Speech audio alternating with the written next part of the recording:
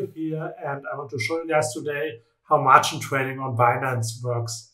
I did a video a couple of months ago, but since then a lot of stuff has changed on Binance, and it's totally different now how you can margin trade on Binance. So I decided to make a new one and to just give you the overview how you can actually do it and how it actually works. If you don't have a Binance account yet, feel free to use the link down below in the description. And with that link, you can actually save 10% of the trading fees for a lifetime. So you get a lifetime discount of 10% of the trading fees.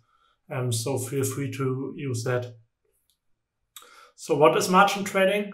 Margin trading actually allows you to trade with leverage. So let's say you have 1,000 USDT, $1,000 in Tether. And you can actually borrow more with that. So you could borrow, for example, another 2,000. So you could actually trade with 3,000 USDT in total. There are also some disadvantages with that. That is, for example, that you pay an hourly fee or an interest rate for that. The interest rate is usually very low if you just borrow it for a couple of hours or a couple of days. So it's really low. We will see that in a bit. And the other disadvantage is you can get liquidated. So for example, if you trade with the leverage of 1 to 3, so 3x, and you will actually get liquidated if the price drops by 33%. But we will look at that in a minute as well. So let's assume everyone knows how you can actually deposit money on Binance or Bitcoin or BNB or whatever. And so once you have done that, you actually need to transfer the money to your margin wallet. And Binance actually has different wallets. So you have an exchange wallet. That's your regular wallet that you use to trade on Binance. But if you want to trade with leverage, you actually need to transfer the money from your exchange wallet to your margin wallet. I will move the screen here to the side. So in order to transfer money, you can just click here, transfer, and then you can transfer money. So for example, Bitcoin or Ethereum or Ripple to your margin wallet. And you could also transfer it back. So for example, I want to transfer now money to my margin wallet. I have on my exchange wallet 0.1 BTC. So I just click here and it will automatically transfer the whole amount to my margin wallet. And you can see it's immediately there. So you don't have to wait for it and you don't pay any fees. And even for holding it in your margin wallet, you don't pay any fees. And because it's only an internal transfer that's happening here at Binance. What you can actually do now is you can borrow more. So I have currently 0.1 BTC in that account, and that gives me the option to borrow more Bitcoin. So for example, I could borrow another 0.2 BTC.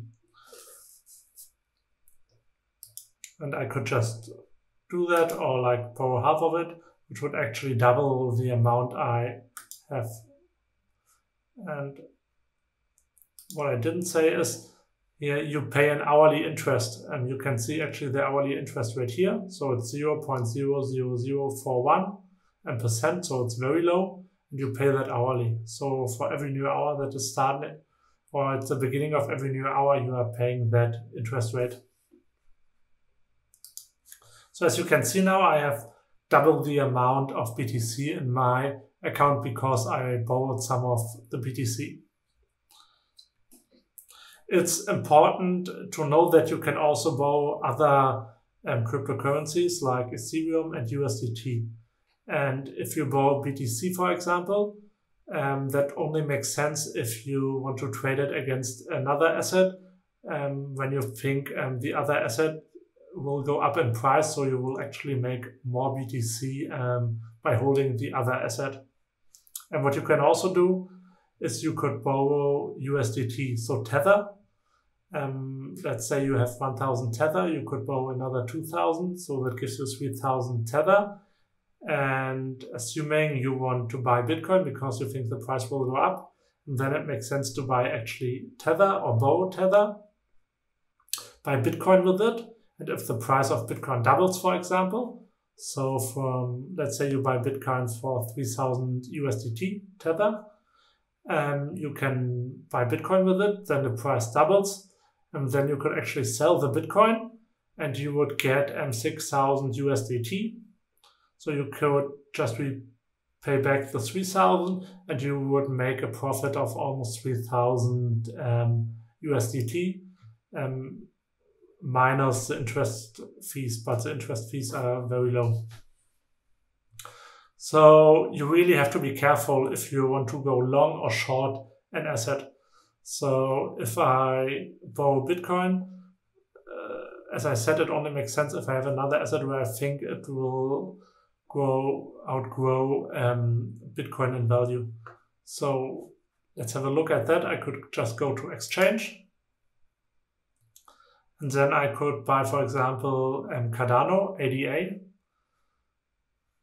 Here, as you can see, I have 0.2 BTC that I can use.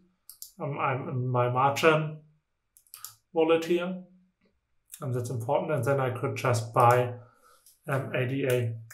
For example, I could buy 100 ADA. And it's a market order, so it will get filled immediately. And you can see, and now I have an additional 188. So if I do that here right now, it only makes sense if I think ADA will go up against BTC, because then I hold Cardano, ADA, and that Cardano grows stronger in value than Bitcoin. So I could sell it later and would actually get more Bitcoin than I had before. So if the price here is at 538 and it will go to 600 Satoshi, then I could just sell it and I would make a profit of like 15, not even 13 or 14%. So I would actually get 13 or 14% more Bitcoin than I had before. So I could just pay back the Bitcoin I owed, or I owe, and then I would still have my profit. I hope you get that, how you can actually trade with that and how it actually makes sense. So if you want to go long BTC, you would need to borrow and tether and buy, use that tether to buy Bitcoin. If you want to go short BTC, you borrow BTC and you transfer your money into tether. And then you just hold the tether until the BTC price drops, and then you buy the BTC you owe and repay that, and the difference you can keep as a profit. So now what I can do now is I bought 100 Cardano or ADA. I go to margin wallet and I can actually see my position here. And I could also like sell it again. Oh, one thing I forgot to show you. Actually here. I can see my positions here. You can see I'm in a Cardano position here. And you can see the position value. And I didn't borrow much here, but if I have like more, then you would actually see a liquidation price.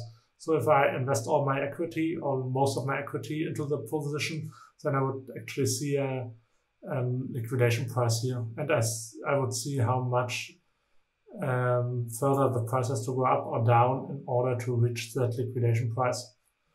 Here they also have like a sign where it shows you how risky you are on getting liquidated.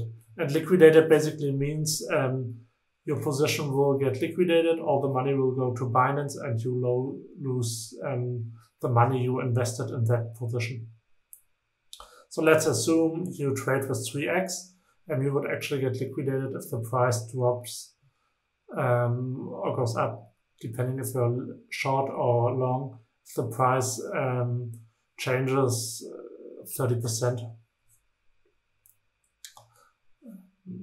Okay, if I want to leave my position now, all I have to do is I go back to trading.